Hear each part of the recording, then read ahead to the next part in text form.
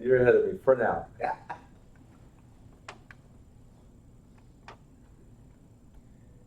All right, and we are now live. Perfect.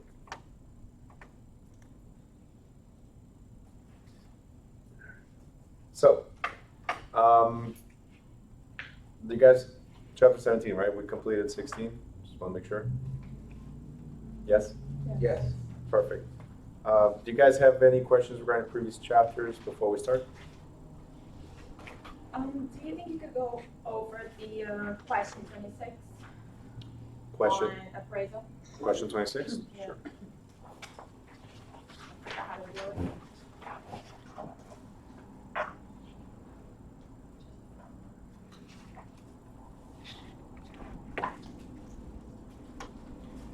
All right. So, question 26. All right, we have two people on. Hi, Vet, and hi, Pedro. My son is on.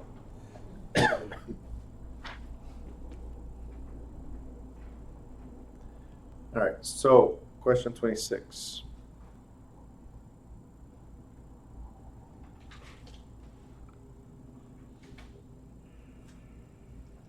It says here an apartment building.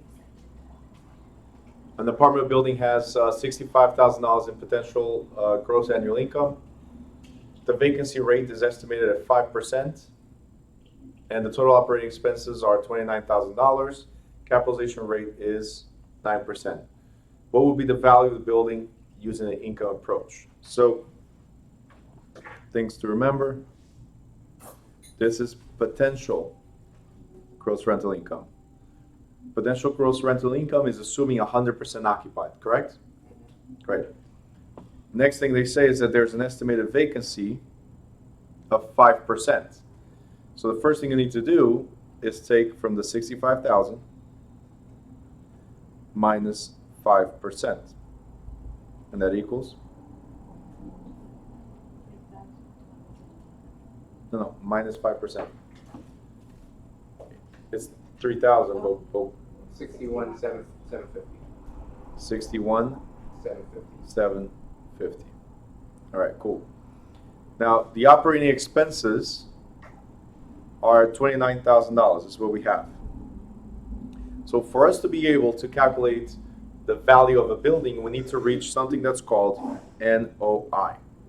How do we get to NOI? Well, it's the effective gross income minus the expenses.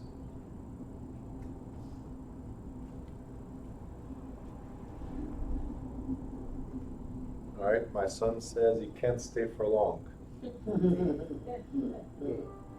Well, Pedro, I thought you were home. What do you mean you can't stay for long? Yeah, there's nothing else to do. There's nothing else to do. Stay. All right, what is the net? 32,750. This is called NOI. This is what you take home at the end of the year. All right. Good so far? Yes? Yes. Great. Now, it says here that there's a cap rate of 9%. So we have NOI, we have the cap rate. The formula is NOI divided by cap equals value. So when we have 32,750 divided by 9%, that equals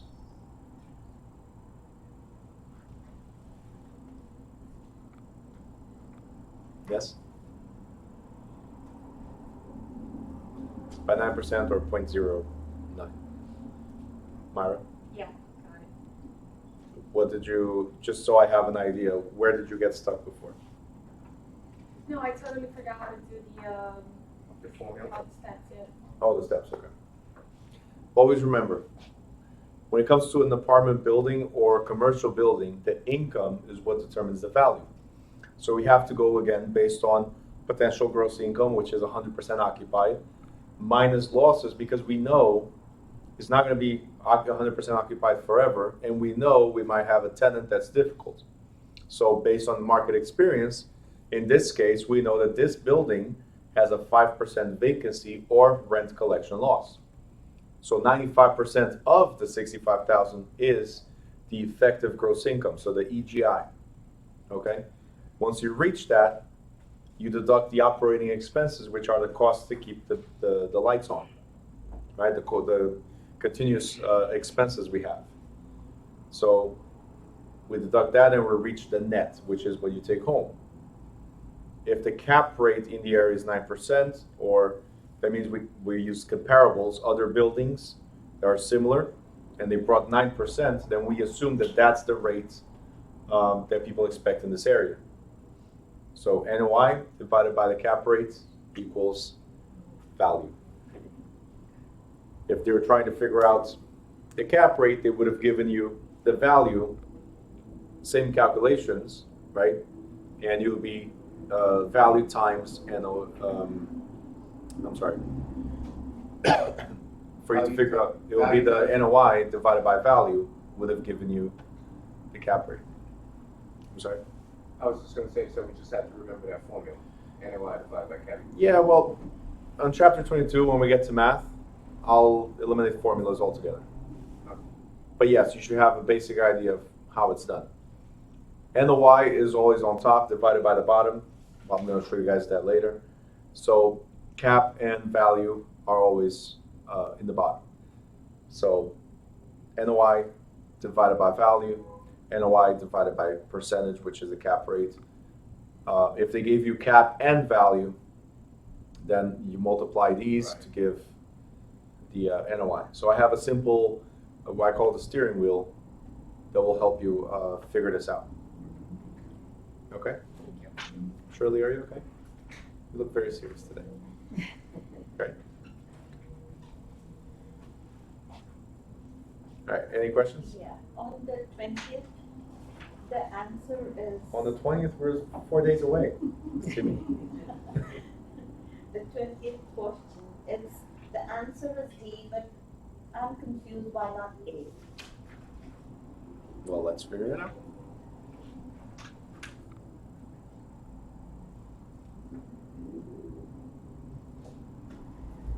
All right. Which of the following factors would not be important in comparing properties under the sales comparison approach to value? Okay. It says which one would not. Let's start with that. It says not be important. Which one is not important? A, the difference in dates of sale. Can I compare, see me, can I compare this building I'm trying to sell today to one that sold 10 years ago? So the date is important. The question is which one is not important? The date is important. We want to be within 3 to 6 months of the most recent sales, because 10 years ago was a totally different market, correct? Next thing, the difference in real estate taxes. You think taxes are important?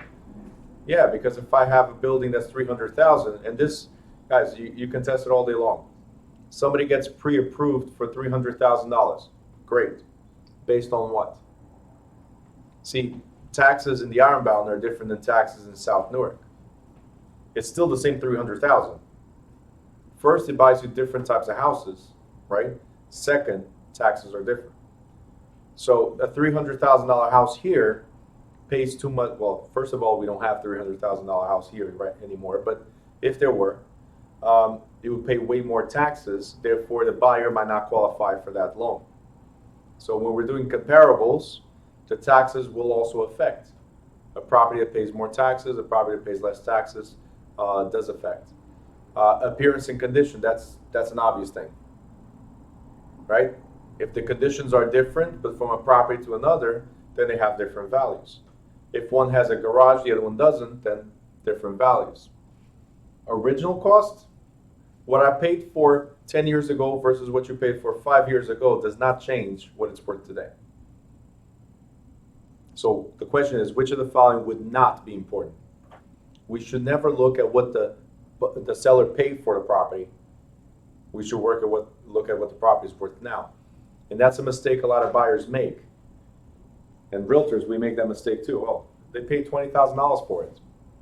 Yeah, but they spent $500,000 to fix the land that was contaminated, to rebuild the house. You see what I'm saying? We don't know what were the conditions there. We know they paid $20,000 for it, but they might have spent a ridiculous amount of money to clear the issues. I bought a lot of properties under. Hey, Olga. Olga's watching from home. So I paid a lot of money, bought a lot of cheap properties. Some of them barely anything to do to them. A lot of them contaminated soil, tanks to be removed, structural problems, complete reno, so had to complete gut the building. Some of them burnt. Do you see what I'm saying? So we don't know what were the conditions of the property. We know what they're selling for now, and it has to be based on comparables now, not then. So original cost is never a factor in the sales comparison approach. Good? Great. Anybody else?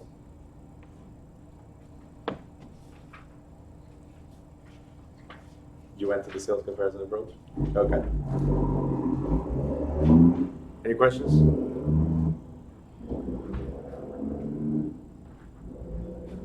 Shanice, questions?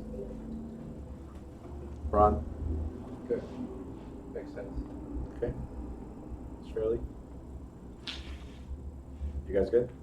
Yeah. Cool. So with that being said, we're going to go to chapter 17, today's chapter.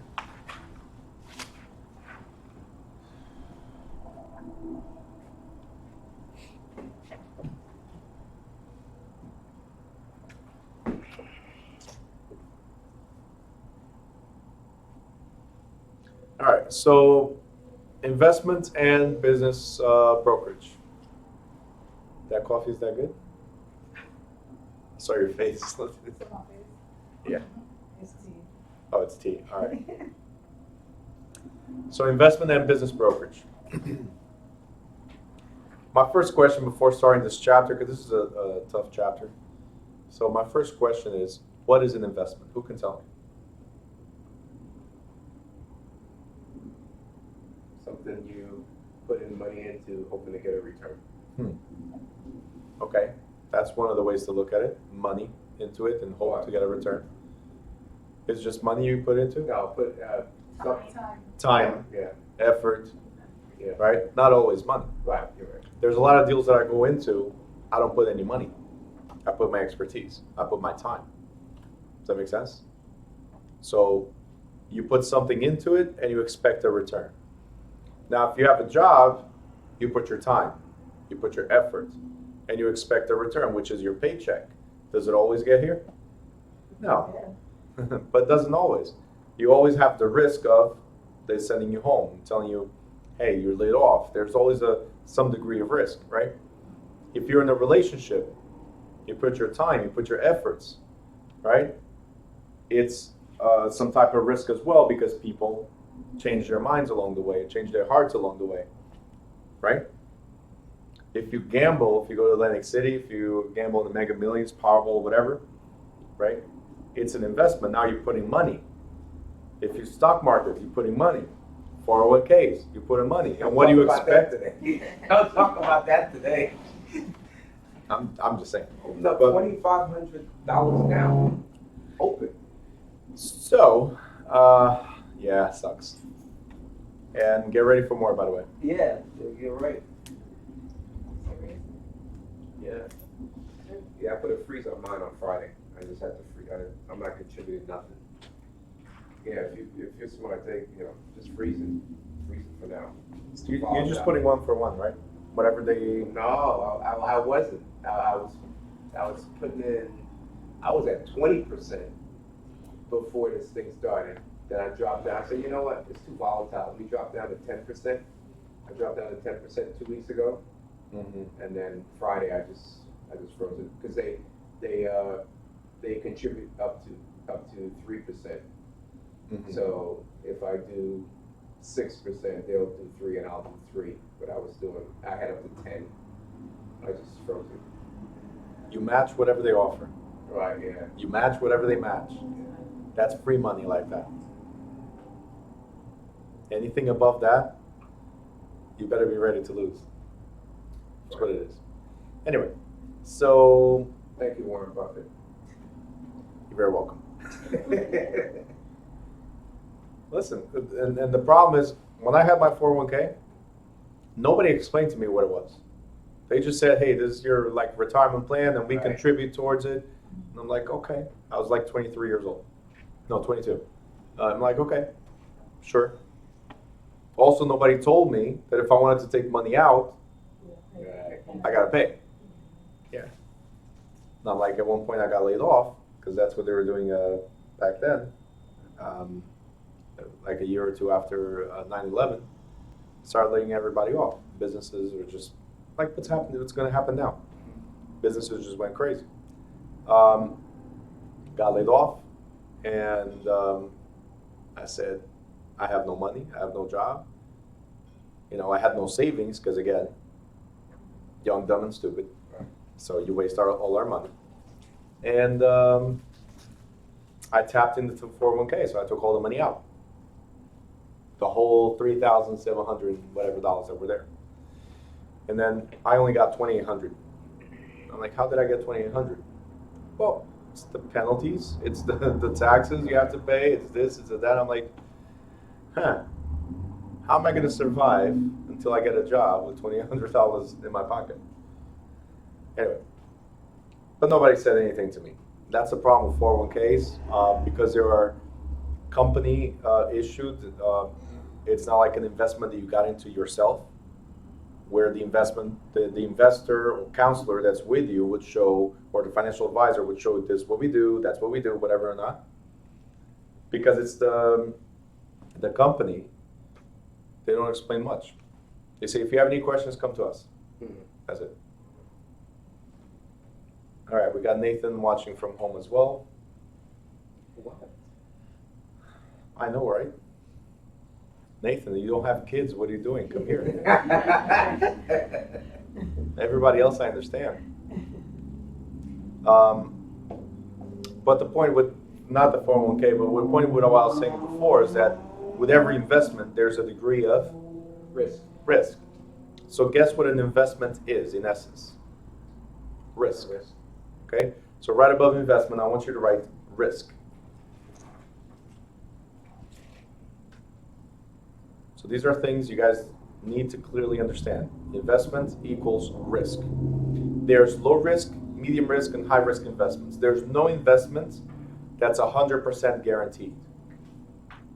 No investment. They can tell you whatever they want. There's no investment that is 100% guaranteed. So you call my wife a lie? Huh? Why? She said when I married her, it was 100%. She would cook every day. No. Now, I would have to go to McDonald's and.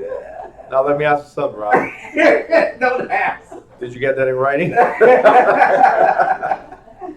See, we went over this with a Coke, right? Verbal promises, right? When she stood up and married you, they said in the good and the bad, right? In sickness and in health, right? Until death do us part, correct? That was before that. No, exactly. The promises were before the signing. Right. Okay. She said in sickness and in health, in the good and the bad until death do us part. Never said at any point, and I can guarantee you this, while she was doing that speech, never said at any point, I'll cook every day.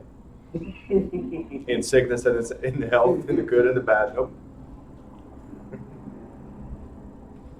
Did you learn how to cook since? No, I still. See, that's your 50% that you're not. Yeah. You gotta put some effort, you know. Now I understand they're moving to Florida. They're trying to get rid of the kids. It all makes sense now. Now, whether I'm Jersey or whether I'm there or here, they gotta go. The kids? Yeah, they gotta go. They gotta go soon. Anyway. They eat too much. Oh, they eat too much. I'm not gonna make any comment right now on that. So investment is risk. That's, Benjo's online. huh? Benjo's online. Your son. Yeah, well, I know my son. I'm trying to see, he hasn't said anything else since my previous comment. Now, let me ask you something. So there's low risk, medium risk, high risk investment. My question now is, Mega Millions, Powerball, if you invest in it, let's say you just put $2 into it, is that a low, medium, or high risk investment? Low. Low risk? Why? You could put $2 in. Okay, so that is called low cost of entry. Okay, so the investment is low, but the risk, let me ask you something. How often do you get a return on those $2? So it's high risk. It's almost guaranteed that you're going to lose the $2. All right, so don't get confused. And I like to go through this before we dwell into the chapter, because a lot of people get confused about this. Oh, it's only $2. No, it's only $2 to get in, but what's the return?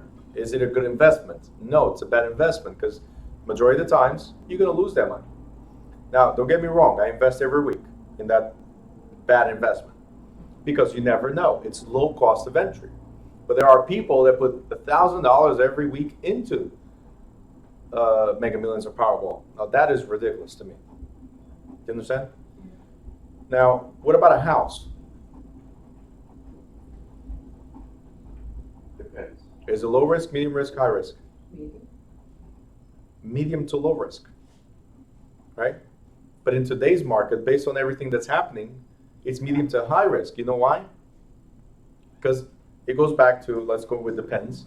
It goes back to the biggest problem we have, which is the prices are inflated.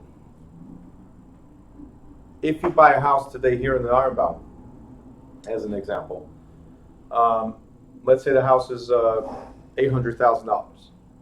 The mortgage is going to be somewhere around $7,000, maybe a little bit below $7,000. If it's a two-family, how much can you get out of rentals max? Does anybody know? 25. 25 max. So it's a two-family. How much are we getting total? 5,000. How much did I say the mortgage was going to be? 7. But let's say it's 6. So let's say 6,000 because you put nice down payment into it. 6,000. You're hurting, you're bleeding every single month for $1,000. Now, is it a good investment? The way the market is going, it's going to increase in value. If you sell in the next 6 months to a year, you still get money back. You see what I'm saying? But if you intend to keep this for a longer period of time, is it a good investment? Yeah. No. Eventually you need to rent the garage. You need to rent rooms in your house. You might have to rent the wife and the kids. Like, whatever it takes, because $1,000 is not the only thing you're losing. Remember, you're putting $1,000 every month into it, but then there's also maintenance. You got it? There's always maintenance, always. You cannot get away from that. Eventually, a toilet is going to get clogged. Eventually, a pipe's going to burst. Eventually, you see what I'm saying? There's always something that's going to happen because the houses don't get younger just like us. So eventually, something needs to be fixed or replaced. You guys got it? God forbid a tenant moves out. And God forbid, tenant moves out.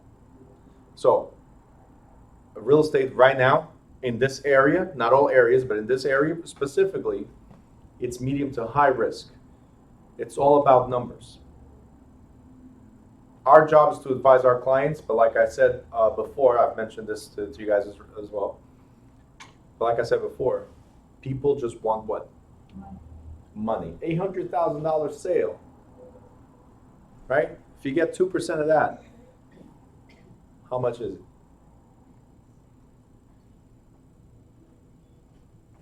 You going to the calculator? $16,000. $16,000. I got $16,000 because I sold an $800,000 house. What about your client? Was the client aware that they're gonna get stuck with a house and or maybe even lose the house if there's a hiccup? You see what I'm saying? When you sat down with your client, did you talk about what an investment was? What were the risks, the pros and the cons? Did you? Right? And I'm saying this, I know it sucks that when you get your license, you forget everything you learned in the book, and you're going to learn everything else with your broker. It sucks. Because your broker, depending on which broker you go to, just cares about the commission. They don't care about the clients. We are real estate consultants, guys. And being real estate consultants, what is our primary job? Client. Client. Consult with the client. Explain to the client. You got it? I've sat down, like my last deal was a 320 something thousand dollar house, single family, and I explained in this area 300 something, okay, is one thing, but 300 something with the taxes that you're going to pay, with the work you're going to put into the property, right? Utilities and all that stuff. For you, I told for you as a client, I have to say that I don't think it's a good investment. Let's look at multifamily. No, they wanted to move forward. I washed my hands. Does that make sense? But I explained A, B, and C. I explained everything that I could to make sure they understood that that to me was a bad investment. You got it? Because our job is to advise the client. If they succeed, great. But if they fail, remember, it only takes one mistake for everything to come crumbling down to you. Not them. They'll never admit that it's their mistake. They'll always point at you. You guys understand? You can make 100 great deals, you make one bad and it follows you everywhere. All right? So, you need to understand. Is it true though that most people buying real estate, it's like more than likely an emotional decision rather than? Always. Okay. That's what I was trying to say. Like this particular couple that I showed, this property that we closed, I showed them houses that were ready. Nothing to do to them. Taxes were low. The only thing that needed was a central air. The only thing. Right? A brand new house. They went to an older house, half an hour, almost 40 minutes away from their jobs. Right? This one was like 10 minutes away from their jobs. Half an hour, 40 minutes away. Needed a lot of work. But they bought the house. Now, they turned the house, I just saw the pictures, they sent it to me, because again, I've got to keep a relationship, right? And we became good friends before even the deal, so it was great. We met through a business, and we became good friends, and we're sharing everything as it goes. So they have a brand new baby, now they have a brand new house, and it's like both things are growing together, the baby and the house, and it's great. So I put likes and comments on their baby pictures. And then I asked once in a while, is the house ready? Is the house ready? Because I want to send him something, right? And he just sent me the pictures actually last week. The house is immaculate. What they did to the house compared to what it was before, I even asked, is this the same house? Right, it's amazing. I thought they had a different closing in between. No, but it is the same house. But the amount of money they put in for that house in that neighborhood, to me, it does not make sense. For them, yes. To me, it doesn't. But again, as long as you disclose, right? Then you wash your hands. You did your job. Make sense? So it's very important you guys understand what we're about to go over. Investment is risk. So what are the advantages of real estate? Why would somebody get into real estate?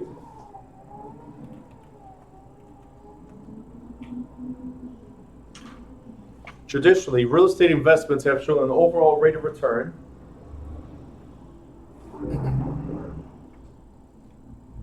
all right, hold on. Yvette is saying you paid income tax too.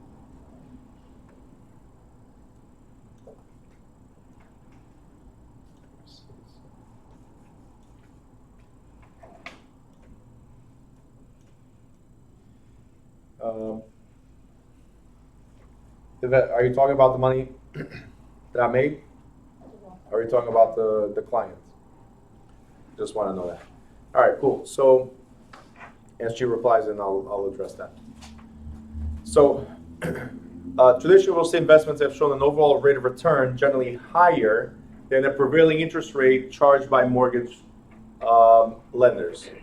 Return includes total income, both direct cash flow and indirect benefits such as depreciation and appreciation. Now, often investors borrow money to finance real estate purchase with the expectation that if held long enough, the asset will yield a greater return than it costs to finance the purchase. And using money borrowed this way is called leverage. So here's the thing. When we buy real estate, we expect that it pays itself off, yes? You don't expect to put money into it. But before we started reading, one of the things we said was, if you buy a house today, in this market is $800,000. If it's a two-family, you're putting $1,000 every month. So is it paying itself off? No. So is it a good investment? No. The idea behind real estate investments is being able to leverage. So I put some money, and then it pays itself off. Okay? So for instance, if you have $100,000 laying in the bank right now, $100,000, and with those $100,000, you find a property, let's say right here in this neighborhood, that's worth $100,000. Let's say the average house here is $100,000, just to keep things simple. You found a house $100,000, you have $100,000 in the bank. What would you do?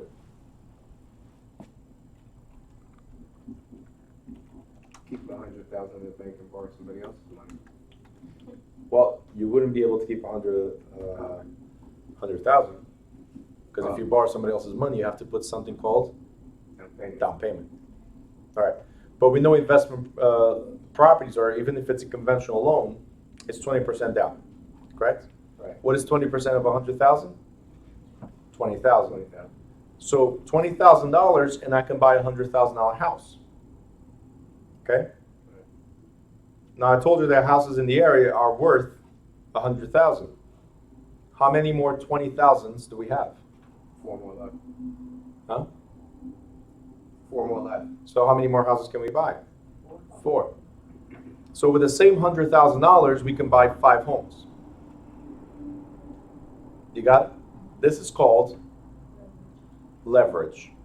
We're leveraging our money and the bank's money in order to buy more houses. You got it? Now, if the investment is good, pays itself off, your 100K is worth millions of dollars. And that's the way you guys should think. Every time I go invest in something, how much money do I need to put in order to give me some type of return?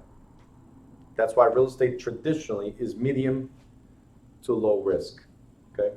Sorry, just one second.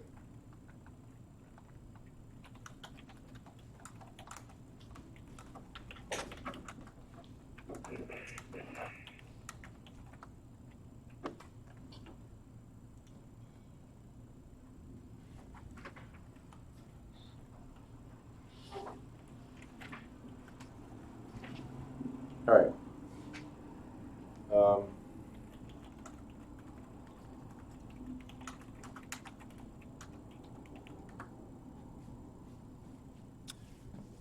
All right, cool. So again, this whole chapter is about teaching you how to invest. Now, real estate markets vary widely, with real estate prices keeping pace with inflation in some areas, holding their own in other states, and dropping sharply elsewhere. Any real estate investor must take local conditions into account before making decisions. So this is what I was telling you a couple of minutes ago, is that in this market, the animal is one. It's totally different than if you go further south. It's a totally different animal, right? Here, houses are surging in prices, but if you go further south, they're not. And then if you go a little bit further south, they're spiking as well, because people are getting away from here because it's too expensive, and they're moving away. So two different markets that we can look at is people moving here, like New Yorkers, right? And people moving away from here. Where are they going to? And you can focus on those markets. Like I deal a lot right now with Long Branch, Toms River, like that segment between Long Branch and Toms River. There's a lot of people. Sorry. Central Jersey. Yeah, well, not the whole Central Jersey, but from Long Branch to Toms River, along the shore, people are finding some type of comfort there because they get on the parkway on and off, right? So it's really quick to get up here and still work. Does that make sense? But Central Jersey, if you go away from the parkway, now it takes an hour and a half to get there. It takes almost 2 hours to get there, depending on where you're going. So it's not as appealing as the strip that I just told you. All right? What's your market again? So when I get my license, Long Branch or what? No, it's not my market. What I'm saying is, it's becoming hot. Listen, no competition. Doesn't matter. Have you looked into Salem? Yes, It's dormant, like it's real quiet down there. it's too quiet. It's too quiet, there's no transportation. There's too many properties up for sale. I have one right now in Pennsville that I'm rehabbing, and because it was a great deal. Okay. And the cost, it was a $70,000 purchase. The cost to fix is another 70 to 80,000. Pennsville is not as bad as Salem, because Pennsville is next Correct. to Camden. Well, we're like 5 minutes away from Delaware, but That's not bad. yeah, and everything is right there. So the turnpike ends there before getting into Delaware. So everything is close. Yeah. But still, there's too many foreclosures there. It's great if you want to pick it up and make a quick 20K on the flip, 20, 30K on the flip. But it's not the, oh my God, I'm going to make a lot of money because the houses are so cheap. Yeah. No, because certain areas of Pennsville, you get what would be here $1 million mansion, you get there for $350,000. Wow. Yeah. Here would be $1 million mansion, $350,000 there. But then it takes you an hour, 40 minutes to get there. To get there, yeah. So if you're okay with, like, in my line of work, if it wasn't for the class, in my line of work, and it's going to be your line of work, realtors, why not? It's not like we're tied to a schedule. We can beat traffic any day, all day. So it could take me an hour, 20 minutes to get up here. I do that in the morning, every morning to get here. I come from Old Bridge, it's not nowhere near. And it takes me 45 minutes to an hour to get to Linden, drop off my son. Then I have to still stop in Union and then come here. Do you see what I'm saying? So it takes me that long. An extra 10 minutes, 15 minutes to get to Pennsville, why not? And you get a mansion for the price of a, you cannot even find those prices here anymore. No. $350,000 for 2 or 3 family, can't get it. Anyway, so you need to be aware of markets. That's what we're trying to say. Not every market is a good investment. And I'm telling you right now, what's hurting me most about Pennsville is that I had to find a GC, a general contractor in the area, one, that knows the area, two, that knows workers in the area. Because I tried to hire workers, it was tough. There's not much available labor there. Yeah. And for them to get back to you is crazy. Here I can control because I have already my team. Down there, I would have to drive every day for an hour and a half, 2 hours? No. So I finally found somebody with a lot of recommendations from other investors that I know. And this guy is doing all the work. He pulled all the permits, everything is going smooth. Perfect. He found a few problems, but he's keeping everything within budget. He's adjusting to keep things within budget, not to charge me anymore. This is the type of contractor I like. Because most contractors will be like, hey, I knocked this wall and I saw this. It's an extra $20,000. He's like, look, I saw this, but because we might be able to save here, I won't charge you anymore by doing this. There's one of the things he said even himself. Listen, instead of hiring somebody to do like the steps, they took, for some reason, in certain areas, they have carpets in the front door steps. So he removed that and it was destroyed. So he says, instead of hiring somebody, I'll do the concrete here myself. This way it's still within budget. Perfect. Because I told him I have 2 or 3 more properties in the area that would give it to him. If I find a good GC, if he's really good, we'll pick up more properties there. Why not? You see what I'm saying? All right. So again, the market and the market trends are very important before you make any type of decisions. Okay. Now, what are the disadvantages of real estate investments? Why is real estate investment bad? Did you hear what I said? Why is a real estate investment bad? Because unlike stocks and bonds, or let's say Ron and Shanice, let's go to 401ks real quick. Can you guys cash out your 401k tomorrow? Sure. You can. Yeah. You're going to pay penalties, you're going to pay taxes and all that stuff, granted. But can you cash out tomorrow? Yeah. Yes. So if you know we're in the declining market, as it is, right? Cash out. Cash out. Perfect. Right? And invest in other things that are surging. That would be the smart thing to do. Just saying. Sorry. Let's go back to to real estate. Can you do the same thing with real estate? No. For you to be able to cash out today on a real estate transaction, right? You have to put it on the market and say any offer welcome. And I'll show up with cash, buy your house, and we close today. But your house is worth $500. How much are you going to get for it? 2, 3. 2, maybe. You see what I'm saying? That's why when you hear those things on TV, it's my money, I want it now, right? Yeah. You have structured settlements for $1 million, and they pay you $300 now, instead of $1 million over the next 30 years. $300 now, because that's what you need, right? So, just to give you an idea, sorry, on both of you, can you borrow from your 401k? Yes. Instead of cashing out? Yes. Okay. So how about you borrow on something that can offset the loss? Wait, what? How about you borrow money from your 401k now and invest into something that can offset the loss? Would that be a good idea? I did that. Have you guys you did that? What did you invest in, if you don't mind me asking?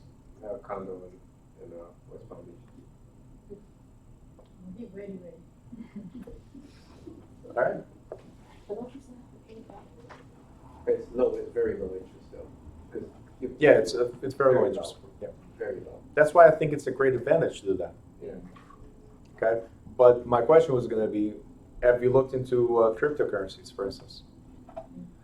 I did for a while, but Okay. I even looked at Bitcoin the other day. That was under 5,000. Under 5,000 when? Last week. Okay. It's a volatile market. Right. Yeah. I don't like those types of investments, but it's something you can kind of control. And if you look at the surging prices, the way they go, in a week it could go up to 10,000. Yeah.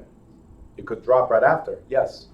But again, it's something you can control. You can buy and sell right away on the spot. You see what I'm saying? If you got the time, perfect investment. I actually have like probably about 2 years now. I have $500 in Crypterium, Okay. and I just let it sit. It's So you're not doing anything with it. no.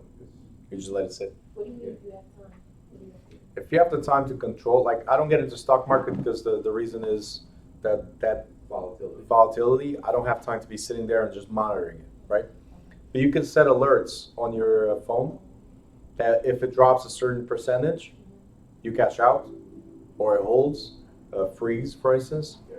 If it goes up a certain amount, then lets you know. Like if it's increasing, then it's a time to invest. And that's what I'm talking about. Like if you have the time to monitor, like I'm here for 3.5 hours. I don't have the time for it. As soon as I get out of here, I'm going to go and handle my paperwork and follow up my text messages, calls, leads, all that stuff, right? And then at night, what am I doing? Class again. So that's not the type of investment that works for me. But if I had the time, yeah, I'll be following cryptocurrencies all day. A lot of millionaires and billionaires were made just with cryptocurrencies. Okay? So anyway,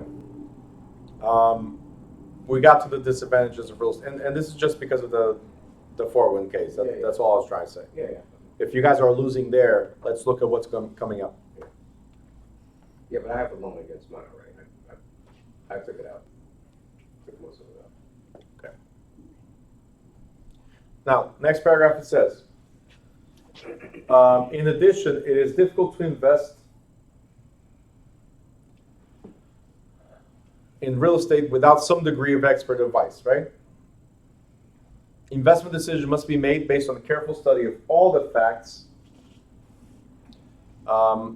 in the given situation, reinforced by broad thorough knowledge of real estate and the manner in which it affects and is affected by the marketplace, the human element. We talked about this as well. The biggest issue we have in any type of investment is people, especially as realtors, people. You have the buyer that's also buying with other realtors, right? So you might not be the one that they're going through multiple realtors. You have the seller that wants to sell but then decides not to. So people, at the end of the day, your job as realtors is to manage people. So you know how to manage real estate yourself. You know what's a good investment, what's a bad investment, right? So sometimes we need to have additional help. And that's why we need to seek legal and tax counsel before making any real estate investments. Now, I don't care much about the legal side of it. I care more about the tax side of it. Because legal side of it, we go to court to fix it. The tax side of it, you got to pay. Uncle Sam doesn't go, you know what? I know you had a loss. No worries. Let me help you. They don't. They say, I know you had a loss. You can reduce that loss over a set period of time. Not this year, over several years. But you still got to pay. I'm sorry. That's what it is. Does that make sense? So my first advice for you guys, my first advice on this chapter is for you to make this tax counsel, the CPA, make it your best friend. Okay? Make sure you have a CPA to be your best friend. And if it's real estate, right? If it's real estate, make sure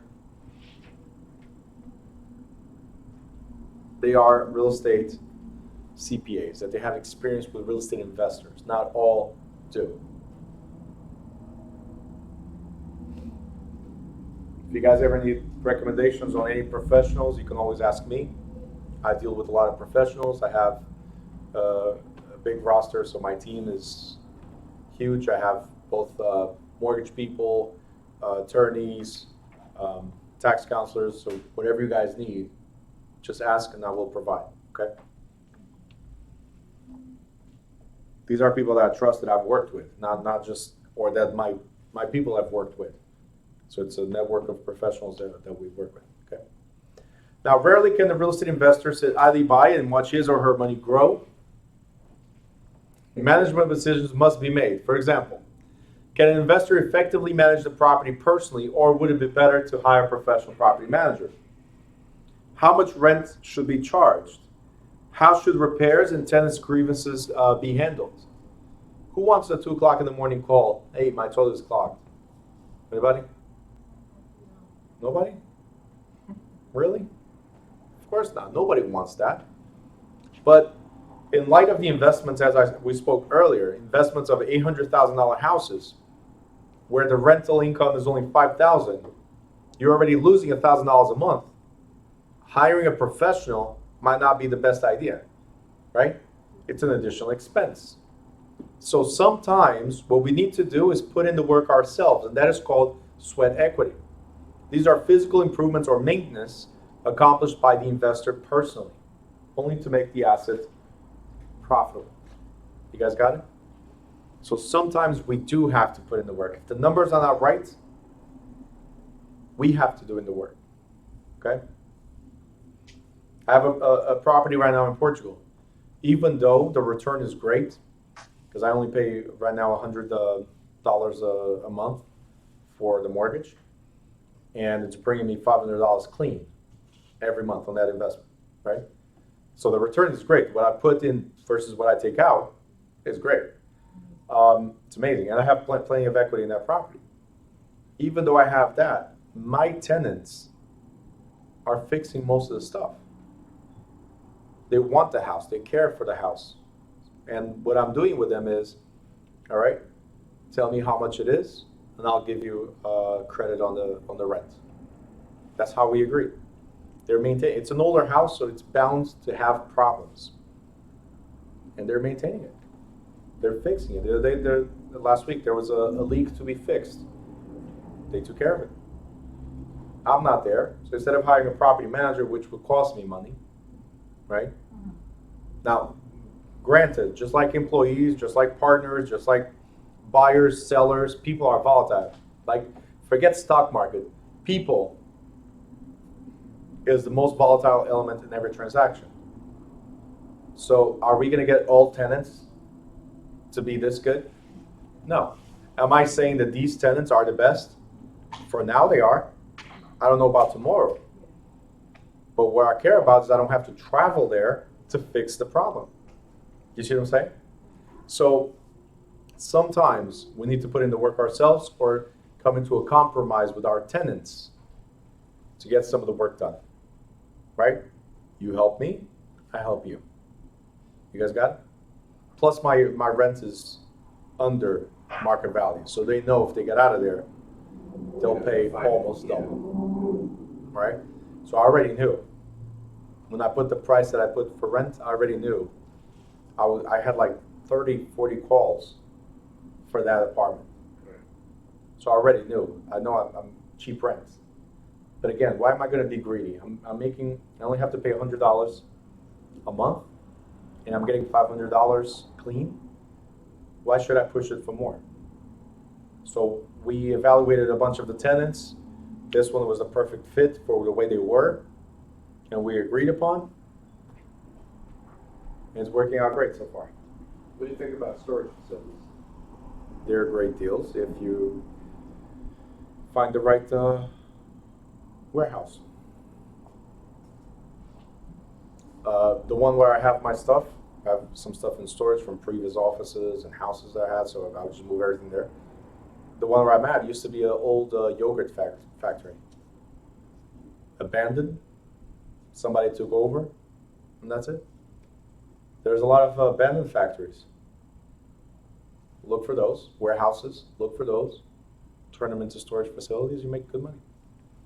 The investment you're going to put in, don't expect a return until like 10 years later. That's the problem. You got it? Okay. That's the only thing. They're great because once the investment's paid off, the reno is paid off, you're going to make good money. But, you know.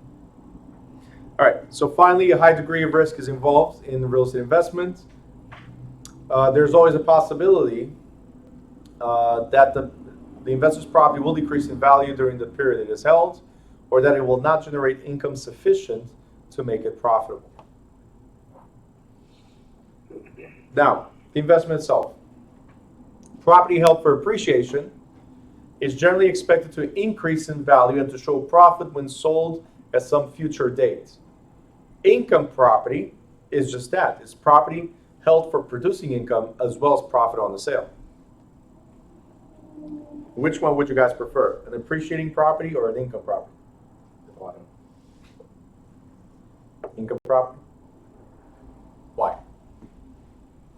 Because I can get mine now and get mine later. Exactly. So now comes the question.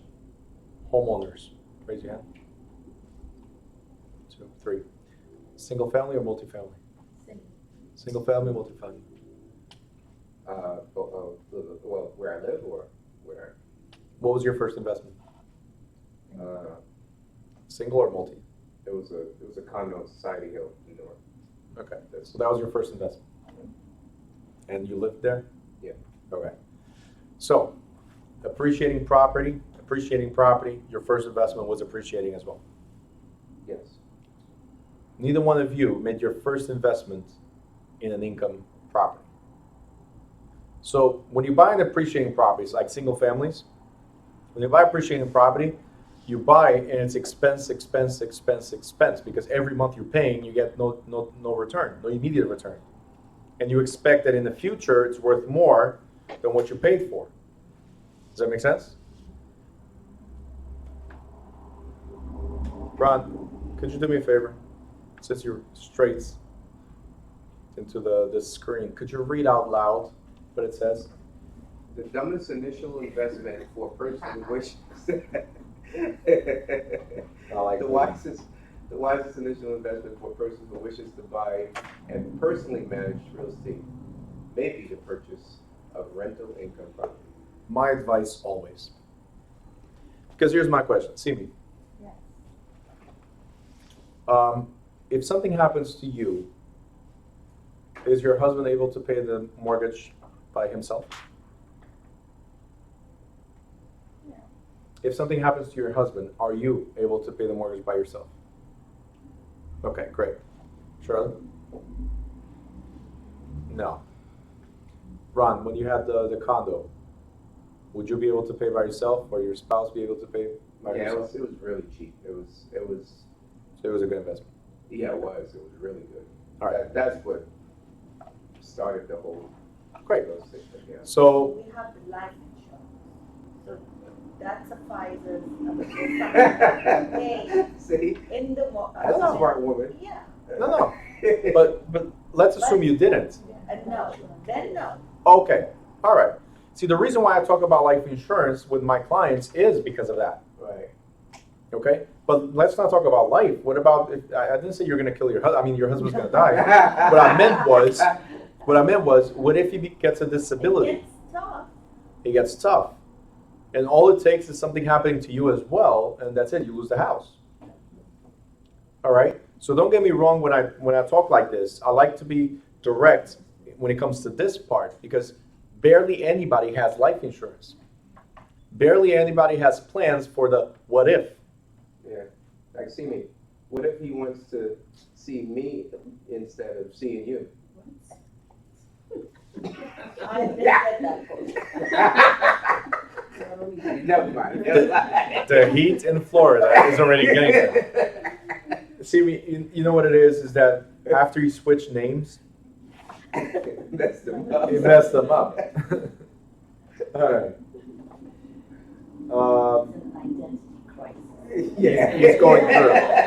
He's going through an identity crisis, yes. More than that. All right. But you understand what I'm trying to say? Appreciating properties, single families should not be your first investment. Did you buy with an FHA? No, Conventional? yeah. Okay. Yeah. Conventional? Yeah. You don't know what your loan is for the house? Okay. But you guys have the opportunity of first time purchase to be FHA. And by now you already know, this is why I go very slow here, because this is what I mean, we wanted to buy a multifamily, but we couldn't afford it then. It was more. Yeah, but then. Did the governor announce 8 p.m. curfew? We were They must have done What? Yeah. Time to go home. We were. No, not yet. Uh-huh. I just received a message. Will the 8 p.m. curfew affect our class? Great. There's a lot of fake stuff going around too, you know, just verify. No, I know. I just received a message from a student. Right. So, anyway, I can see 10 p.m. when I'm 8. well, listen, it could happen. Yeah. So, because apparently whatever this virus is in the heat, it dies. In the cold, it doesn't. So that's maybe one of the things. As it gets colder after 8 p.m., it might be one of the reasons. Traditionally, after 8 p.m., people going to the mingle status. So, right, Janice? You didn't tell us that. Friday it's going to be 74. Perfect. Yeah. Yeah. Perfect. and this will all end. All right, so when I try to talk to my clients, as I was saying, now that you know about FHA, you could buy a 4-family with 3.5% down payment Your first purchase. for your first purchase.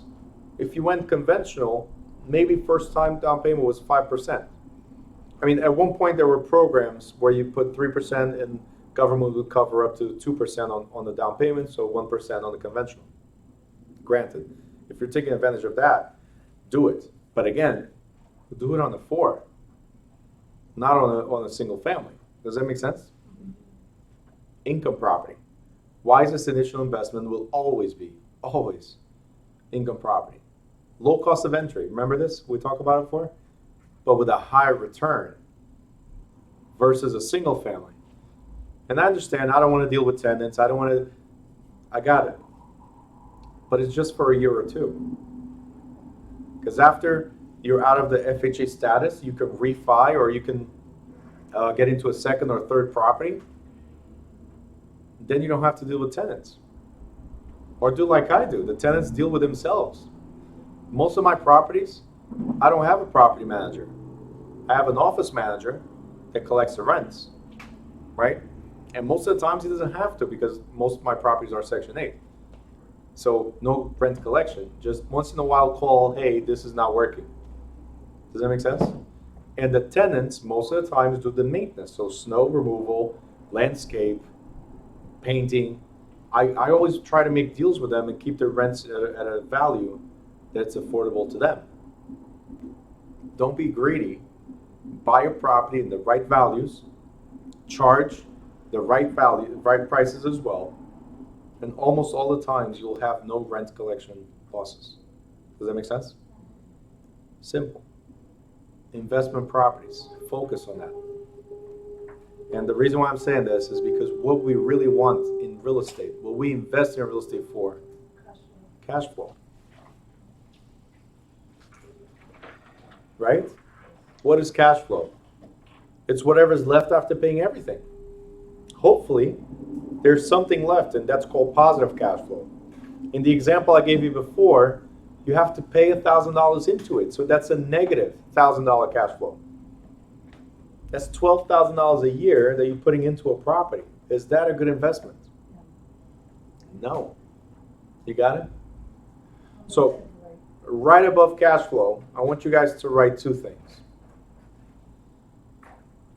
No. Huh? No. One is a book that I always recommend everybody reads. Rich Dad, Poor Dad. Kiyosaki. Robert Kiyosaki. Rich Dad, Poor Dad. Write it. Even if you've read it, write it down.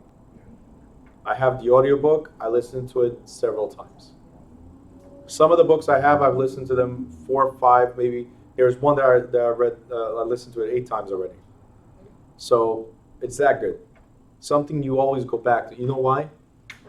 Because you lose something. Just like being here.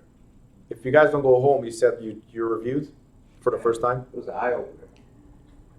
Because while you're here, your brain is already everywhere else. All right? And let me tell you right now, one of the things that instructors are debating, I have a small group of instructors I'm dealing with.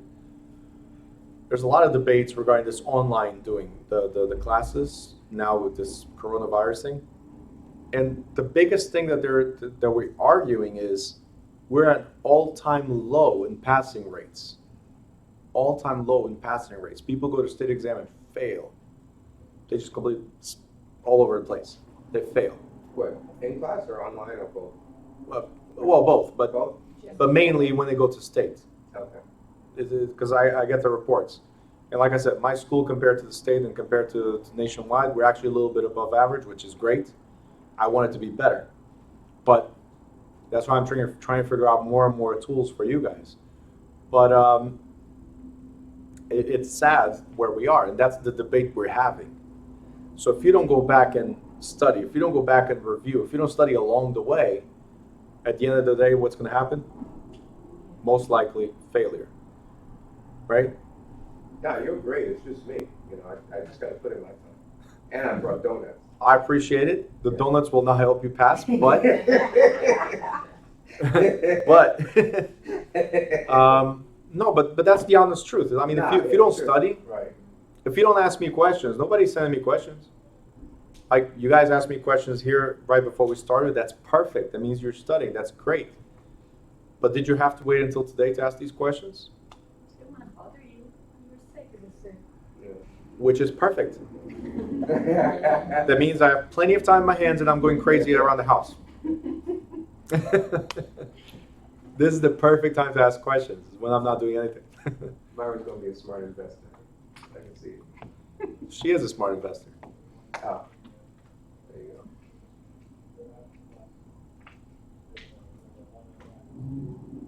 go. Somebody over here. All right, so what was I saying? So when it comes to this book, I've read it so many times because I do lose a lot of stuff, like here in class, we lose stuff. But Rich Dad Poor Dad, perfect book to understand what's the difference between being an employee, a business owner, an entrepreneur, or an investor, right? So make sure you guys read, and don't read just once. Read 2, 3, 4 times if you like to read. If you like to listen like I do, because I hate reading, and I don't have much time to read, so I have to listen in the car or whenever I have a chance, then get the audiobook, okay? You can get, I think, the subscription to Audible is like $10 or $14 a month, and it gives you 2 books a month for free, included in the subscription. So take advantage of that. And the other thing I want you guys to write here, which is also by Robert Kiyosaki, is Cash Flow Game. Yeah. Not too many people play this game anymore, but until today, I think it's great because it's like Monopoly on steroids, and it helps you get out of the rat race, because that's the purpose of the game. Get out of the rat race. What is the rat race? You get paid your salary, you pay bills. But then you have to wait for your salary again to live, and salary again to pay bills, and so on. So this game, which is a board game, and I understand we're adults, we don't play board games anymore. This game is something that you guys, hey, get together. After you pass this, get together, guys. Play the game. Doesn't matter who wins or who loses. The experience in itself is real life experience. You just got a 3 family. You invested in 3 family. You're investing in stock. It gives you like all round experience about what real life investments are in a board game. There's actually meetup groups. I used to belong to a lot of meetup groups that we would, as adults, get together, play the game. And if you think about it, it's a great lead source as well. You create these groups, Cash Flow Game, and people will meet up. These are people that want to be investors. Lead sources. You guys understand? 2 great things. Rich Dad Poor Dad and Cash Flow Game, both by Robert Kiyosaki. Just take as much as you can out of it. I'm telling you, great. One thing for the group, I saw everybody's group text and stuff like that back to Bruno, but if you could just put your name after your text so I'll know who's who. Because he knows the other people. I got yours. Thanks. If you don't want to, you don't have to, but Yeah, I mean, I won't call you if you're sick. he has an identity crisis going on, so careful. When you write his number down, make sure. Don't even see. Once you write his name down, make sure you put /Denise Coke. All right. We talked about negative cash flow already, so highlight this. And next comes the crash of real estate, either the success or the crash of real estate for you. It's called pyramiding through refinancing. A lot of people refinance so much that they'll die before they pay off their homes. But there's nothing wrong with refinancing if you're doing it for the right reasons. Right. Okay? So, by holding and refinancing using equity and appreciation buildup, rather than selling or exchanging already owned properties, an investor's holdings can be increased without investment of any additional capital. So before we read any further, what we're trying to say here is one single investment buys all your properties. Did you understand what I said? Your first investment is the one you piggyback on to buy all your other properties. So if you do things right, if it's the right numbers, how many times do you need to invest money? Once. All right? Now, this would be an ideal world. Unfortunately, the world we live in right now is imperfect, so it's tough for us to make that happen, right, with the way the market is. But could it happen? Yes. Especially if you do what I asked you, which is buy a four-family first. Because no matter what, at least the mortgage is paid. And if you dump all the rent, forget you have a multifamily. This is something for you guys to think. Forget you have that property. Forget you have that income. Live your life as if you only have your salary. Dump all the rental income into the principal. Build up equity as fast as you can. And then you do refinancing or HELOCs. Why is this important? Because then you can use that HELOC to buy your second property. Repeat the process. Use that HELOC, the new HELOC, to buy the other property. So how many times did we invest? Once. A friend of mine did that. He bought a property. This is 2013. Sorry, hold on. Yeah, 2013. He bought a property, a four-family. He paid it off in 5 years. How did he pay it off in 5 years? He lived his life as if he had no property. Let the house pay itself off, dumped everything, just like I'm telling you. Now that is a little crazy. You don't have to do it in 5 years, okay? But now he has a property that he can borrow from and buy another one. He's on his fourth property now. Since 2013. 7 years later. It's going to be 7 years now in April. 7 years later, he's on his fourth property. It's not his fourth single family, fourth multifamily. Do you see what I'm trying to say? Living his best life. Yeah, and guess where he lives? Still rents. Does that make sense? I'm sorry? Does that make sense? If his rent is so low as it is, because back then it was lower, Right. it does make sense. You got it? Yeah.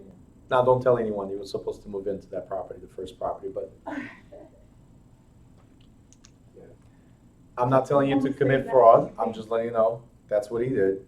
Yeah, because you're paying somebody else's mortgage. You are, but if the rent is so low, he's paying, I think it's $980 or whatever for his apartment. And even if they increase to $1,500, still makes sense right now. But He's leveraging his money. since I read over the weekend, the reason why he was able to do that on the first property was because Wait, Nathan just went, you snitch on your friend. I did not say his name, right. okay? And plus his mom was sick, so he had to move in with his mom. And that's why that's some of the, I guess, what's that word I'm looking for? Exceptions, right. Yeah, there are exceptions. Right. Life-altering exceptions. If you have to, you have to. There you go. So that's what he, All right, so Yvette, remember before she said you have to pay income tax as well? So Yvette was talking about the 401k. You borrow, you pay penalties, and you have to pay, so the taxes I mentioned, you have to pay taxes on the money you gain over a period of time. All right, cool. So, Quick question. yes. This method, is it the same as the parole method? So yeah, you borrow money, you rehab the property, you rent, and then you refi. Yep. I love people going like the burr method, like it's cold, burr. But yes, that's what it is. And it's a great way to hold property and build equity over time. Okay. I have another investor that I know, and I do something similar. But what he does, he goes to auctions, he buys the properties cash, right? He rehabs, rents, and then he cashes out. Then he can sell the property, but he already went into another one. Okay. He can either keep it or sell the property. the auctions are still lucrative? Yeah. That's when we get. If you're not one of those, I was about to say something bad, but if you're not one of those people that overbid on properties, Okay. that are the new investors, the new wholesalers, and think the market is never going to stop increasing. But that's what Yeah. I'm saying. It's so, I mean, like 10, 15 years ago, it was, the competition is so everybody's Mhm. going to the auctions now. So that's what I'm saying. You know. Yeah. And then what they're doing is wholesaling. And because they cannot get rid of the property, they get stuck with it, and then they lose their deposit. Yeah. So anyway, moving forward. The idea behind this particular section was they put initial down payments, and you can refinance and pyramid on that. So this practice known as pyramiding says, by reinvesting and doubling his or her holdings periodically, it is conceivable that an investor who started out with a small initial cash down payment could own heavily mortgaged properties worth hundreds of thousands or millions of dollars. With sufficient cash flow to cover all costs, if market holds steadily or increase, the income derived from such assets could pay off the various mortgage debts and show a handsome profit. So as I was telling you, you buy, you refi, get into another property, buy, refi, get into another property. So you always build up equity, and the equity is what invests in the other property, right? So if property values keep on going up, we're great. The problem is, in a steadily declining market, however, investors can find that properties are worth less than what they paid for them and have to dip into their cash reserves to make up for the negative cash flow.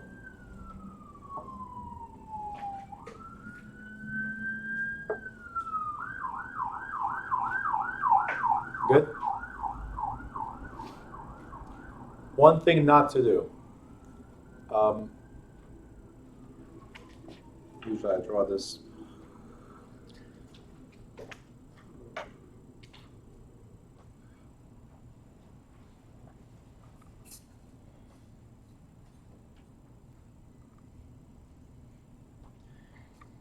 So,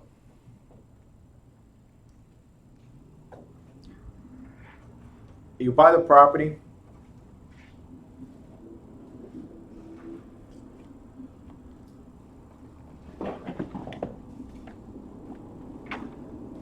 So you buy the property for $200,000. A few years later, or a year later, you're able to borrow $100,000, let's say. Another year later, you're able to borrow $50,000, $30,000, right? Usually I like to say that this would be in 2006,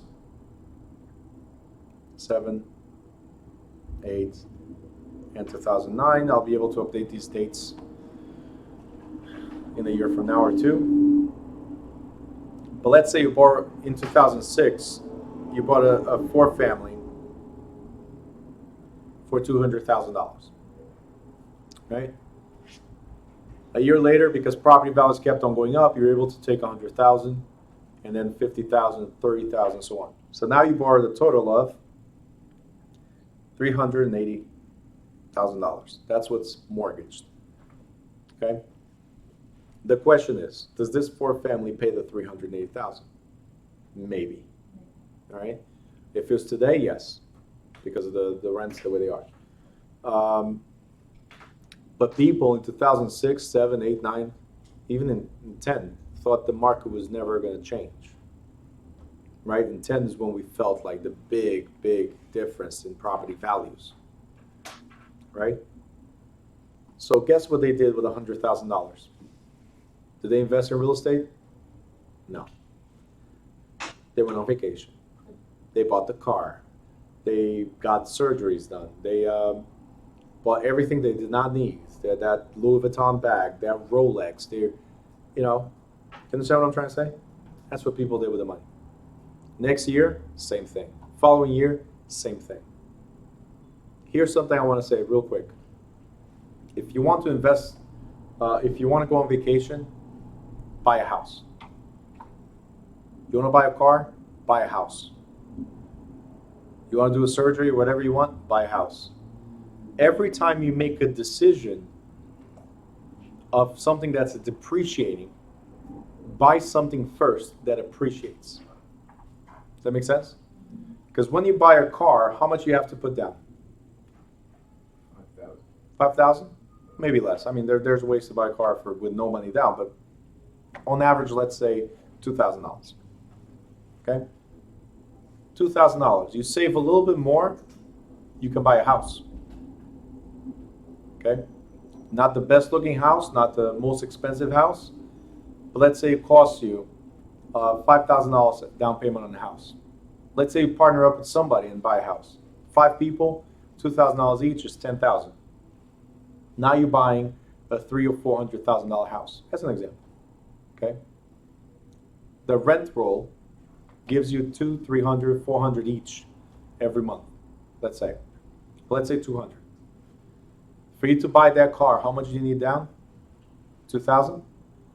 In 10 months of your investment, in 10 months you got your 2,000 back. Now you can buy a car. You know why? Because as soon as you drive off that lot, you lose $5,000 worth of value. You see what I'm getting at? Yes? But that appreciating asset is still giving you $200 every month. So not only did you get your money back for the down payment, you also got the money to pay that car monthly. You see my point? Before making a stupid decision, which is buying something that depreciates, you might need it. Car you need, right? But when I say stupid decision, is because people go and buy cars they don't need. You need a bag, a purse, girls, right, ladies? No problem. But what good is it to you to buy a $1,500 bag? Status? You see what I'm saying? Like, and don't get me wrong, I'm not trying to attack you. I'm just trying to give you a solution. With the same $1,500, put it a little bit more, buy a house, and you can afford a lot of these $1,500 bags. Always buy an appreciating asset before buying a depreciating one. Because if in 2007 you dump this to buy a 3-family, a 2-family, and then your 1-family, okay? Between these 3 properties,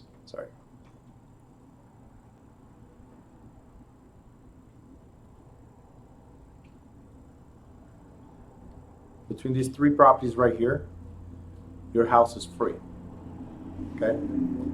Why is this important? Because in a steadily declining market, you might find yourself underwater. That $380,000 house you bought, $200,000 house you bought is now worth $180,000, and you still owe the $380,000.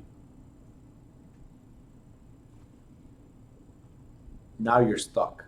You're trying to sell, you can't sell. You have to short sell. The rents are not enough to pay the $380,000. The vacation was good.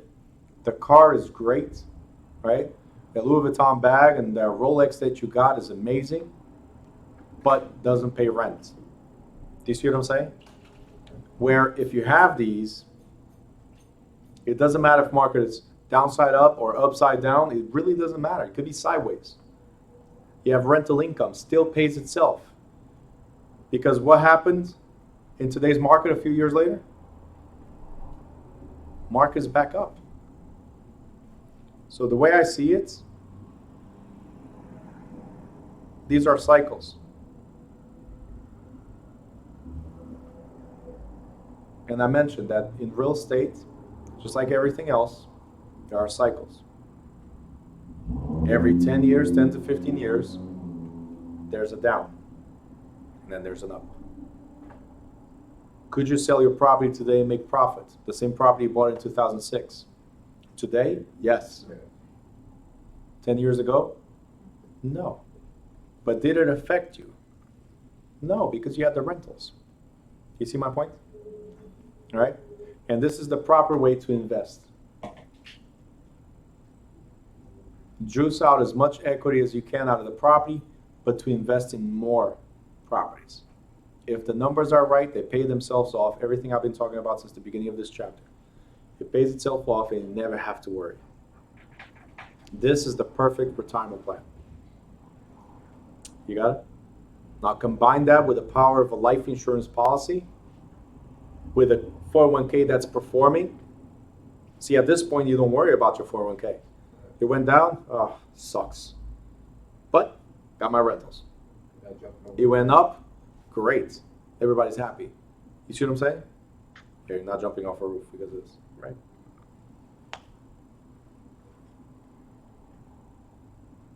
Got it? This part right here is a 5-minute napkin presentation you can show to your clients.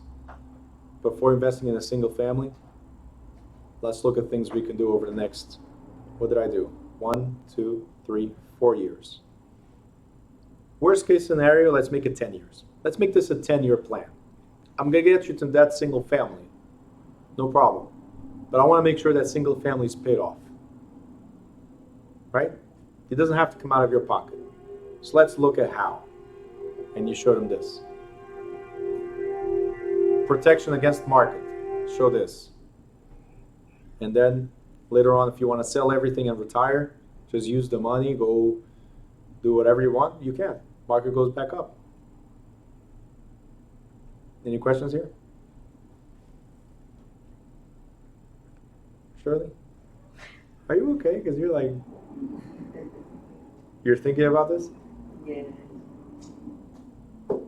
Okay. Shame. Sorry?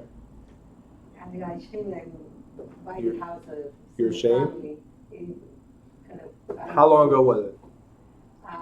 3 years ago. 3 years ago? Has your life changed since? Now, yes, absolutely. After that? Yeah. Okay. We are a little Tight. Yeah. Okay. Mhm. So I'm thinking the same thing, Shelly. I wish I would have met him like 10 years ago. I wish I would have met myself 10 years ago. So I'm with you on that. But here's my question now. Did you get married in between? Did you get divorced? Was anything that changed your life in the past 3 years? Not your disability, but anything that changed your life drastically? Anything in between? No. Okay. So can you claim that as a life-altering event? No. Because eventually you might be able to go back to work. But if you get a permanent disability, could that be a life-altering event? Can't afford a house, so you have to move somewhere else, right? So is it possible that there might be an exemption for you? It's possible. I cannot guarantee. You have to sit down with a mortgage professional that will tell you there's a program for you. You got it? But there might be still a possibility of you getting into this type of deals. Now, when you bought your mortgage, is both of you or just you? Or just him?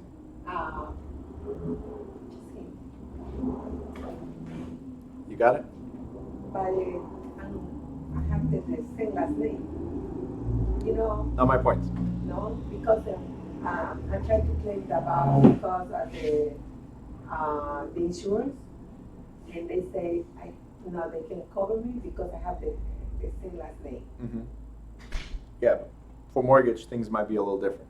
Yeah. Just talk to a mortgage professional, you might be able to make some changes here without having to lose the house you already have. Okay?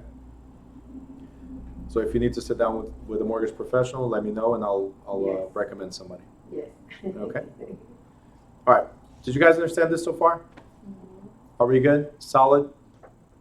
I try to go as slow as I could because I think, especially in today's market, this is very important because people are making the same mistakes they made in 2006, 7, and 8.